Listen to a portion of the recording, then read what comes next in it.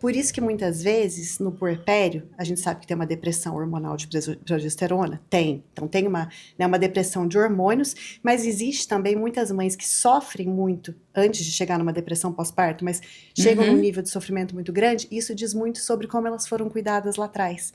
Porque a hora que eu regrido para cuidar do meu bebê, para me fundir a ele, eu volto à minha experiência lá de trás. E se eu tive uma experiência ruim, pode ser tão desesperador, inconscientemente, a voltar para ela, que eu rejeito e tenho um puerpério, às vezes, muito difícil. Então, a Fernanda tá quase me fazendo chorar aqui, porque agora eu entendi por que eu tive um puerpério tão dificílimo. Dificílimo. Caiu, eu fiquei careca, meu cabelo caiu inteiro. Jura? Você sofreu muito? Muito. Com os dois? Ou foi mais com o primeiro? Tomás? Com o Tomás. Sofri horrores. Mas agora eu entendi, porque quando a minha mãe deu a luz de mim, a minha mãe ficou na UTI 60 dias. Ah, você ficou longe dela. E o meu pai era policial militar, ele não ficava na cidade. Então, quem cuidou de mim foram os meus 5 irmãos, que eram crianças. Foi isso. Foi isso, Mal. Então, quando você falou desespero, desintegrar. Foi o que eu senti no meu puerpério. A sensação é que eu ia desintegrar. Você ia desintegrar. É. Então, porque você estava tentando inconscientemente regredir para se unir com o bebê, para dar essa continuidade, tanto que o bebê está dentro da barriga. Depois que a gente para, é o nosso seio que está dentro da boca dele. Porque primeiro ele está dentro de nós, depois nós que temos que estar dentro dele, para ele ter essa sensação de continuidade. Ao passo que ele vai desmamando, ou com mamadeira, né? Meus filhos, por exemplo, mamaram na mamadeira, eu tive pouco leite e tal. Mas ao passo que ele vai ficando mais pronto e dissociando um pouco, que ele vai se estruturando, ele vai conseguindo ficar numa dependência relativa da mãe, não mais numa dependência absoluta. Então, na tentativa de ficar nessa dependência absoluta, você provavelmente deve ter vivido coisas lá de trás que foram muito desesperadoras e muito angustiantes, e por isso que você não deve ter dado sensação conta. de abandono, de para onde eu corro, que deve ter sido o que eu senti lá atrás, quando não tinha minha mãe nem meu pai. 60 dias você ficou sem sua mãe? Então, é muito... meu filho ficou um dia na UTI, o meu mais novo. Eu chorava litros. Não, ele estava bem, né? Não, ele foi para UTI por cautela só lá de protocolo hospitalar, mas sabendo isso que eu sei, eu falava, ele vai ficar um dia longe de mim. Para o bebê isso é muito ruim. Você imagina 60. E quando o Tomás nasceu, eu lembro que eu fiquei tão desesperada, porque ele não parava de chorar, eu não conseguia amamentar, eu tive mastite, foi uma treta.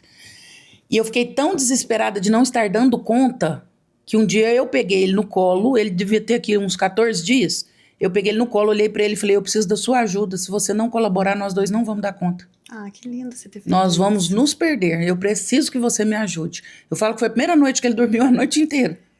Eu falei, eu preciso de você, me ajude. Olha, você teve uma sensibilidade que você fez o que tinha que ser feito na hora. Como que você fez isso? Tá vendo? Pois é. E ele dormiu a noite inteira? A noite inteira, foi a primeira noite que ele dormiu a noite inteira. O bebê, ele é totalmente conectado com a gente. Por isso que às vezes eu brinco que curso de sono é bobagem, porque o bebê acorda à noite, você tá com um problema financeiro, teu filho começa a acordar à noite. Você nem cogita que pode ter a ver. A tua ansiedade na vida faz o teu filho dormir bem ou dormir mal. Então você teve uma sensatez que não foi pensada, que fez a diferença. E você conseguiu estar lá para ele. E é tão bonito o que você está falando, né? Porque o bebê está conectado e o bebê sente tudo que está acontecendo com os pais. E isso na vida depois, criança e adolescente, se estende, né? Nós precisamos estar conectados a eles. Você falou assim, eu sei meus filhos de cor. Eu sei exatamente o que está se passando com os meus filhos, você falou. Por estar conectado. Eu gosto dessa palavra conexão, porque aí você ficou falando e eu fiquei pensando, né? Conectado ou você está ou você não está. Esse microfone, ele não fica meio conectado. Meio, Se eu desencostar um pouquinho, cortou. Não passa som. Se eu tirar um negócio um pouquinho da tomada, apagou a luz. Então, conectado ou eu estou ou eu não estou. Perfeito isso. E aí, para mim, fica a pergunta, né? Será que eu estou conectado com os meus filhos? Será que você está conectado com os seus filhos? Não existe meia conexão. Não existe. E aí, quando às vezes as pessoas falam assim, você não está sendo muito radical, né? Nunca dormiu fora, nunca viajou sem os seus filhos. Eu falo, gente, aí eu dou esse recado para vocês, de repente, que estão aqui nos ouvindo. A vida de mãe, né? Eu falei isso lá no podcast que a gente bateu um papo juntas. Quando a gente engravida, a gente dá um passo para trás para nossa barriga crescer para frente. Os nossos órgãos se alargam. A gente não pode fazer mais as coisas que a gente fazia antes, né? Você faz alisamento no cabelo, não pode fazer, faz botox, tem que parar de fazer. E eu Pintava, não pinta mais. Eu imatura, eu falava que eu sofria. Um dia minha psicóloga falou assim, isso não é sofrimento não, minha filha, isso é frustração. Bem-vindo à vida real. Aquilo fez tanta diferença pra mim, entendeu? Que era frustração. E aí, se você vai se conectando com o que acontece, você vai entendendo o que você tem que fazer.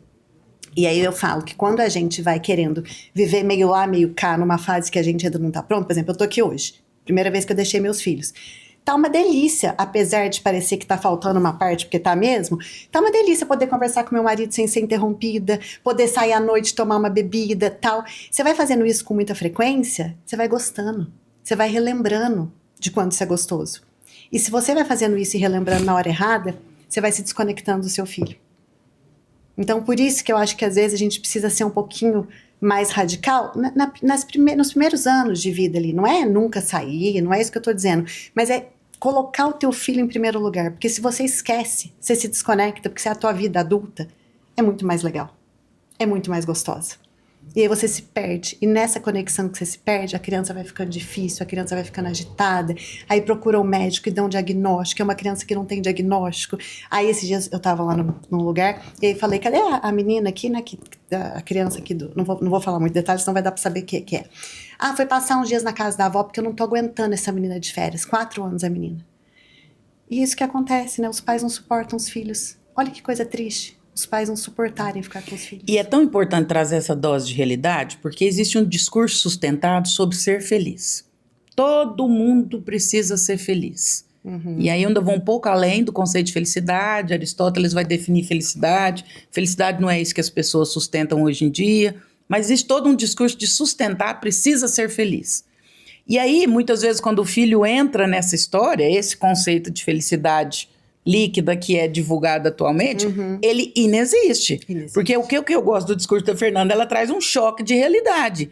Maternidade tem agruras. Eu costumo dizer o seguinte, quando nasce uma criança, nasce uma mãe e morre uma mulher.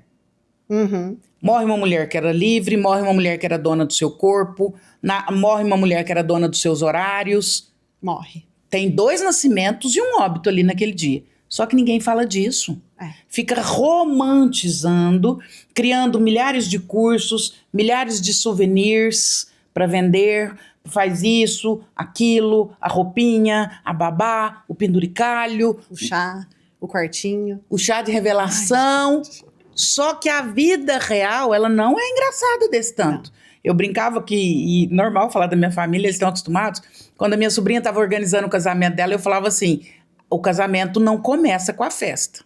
O casamento começa depois da festa. Você casa no dia seguinte, ali começa. É verdade. É gostoso organizar a decoração, buffet, a roupa da noiva. Isso não é casamento. O casamento começa no dia que isso tudo acaba, você fecha a porta e é só vocês dois. É só. Maternidade não é chá de revelação, não são as roupas lindas que você vai nos Estados Unidos ou na 25 de março comprar. Maternidade é outra história.